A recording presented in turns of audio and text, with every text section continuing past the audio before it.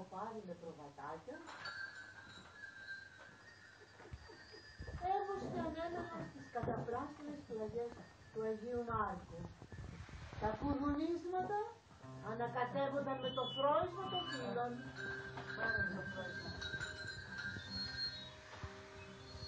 Από τις καταπράσινες βελανιδιές.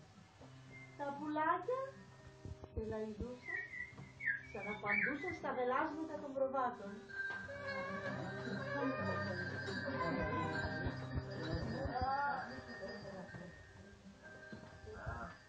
Πάμε τώρα το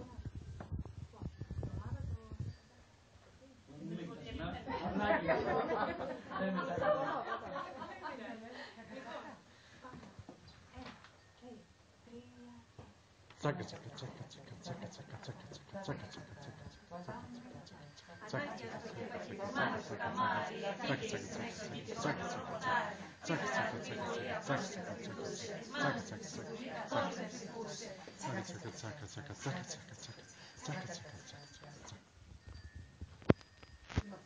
Ο βοσκός, καθώς παιδί μου προχωρείς και σαν αλάφι τρέχεις, να κακοπάθεις ή μπορείς και πρέπει να προσέχεις.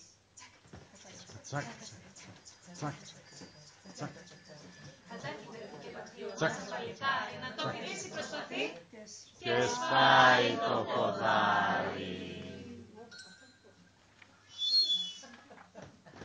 Ο βοσκός έπαιζε με τη φλογέρα του για να ξεγελάσει το χρόνο και ο σκύλος το πιστός δίπλα του ηρεμούσε με τους ήχους της μουσικής.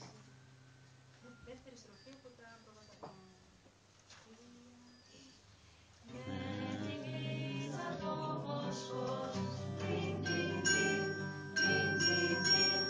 Μάγιος σκύλος ο πιστός,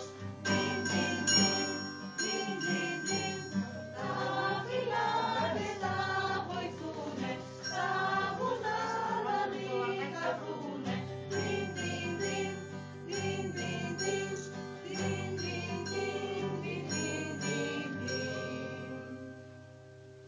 Μα έπεσε ο ήλιος και πρέπει όλοι να γυρίσουν στη στάνη, ασφαλείς μα κουρασμένοι από την περιπλάνησή τους στην εξοχή.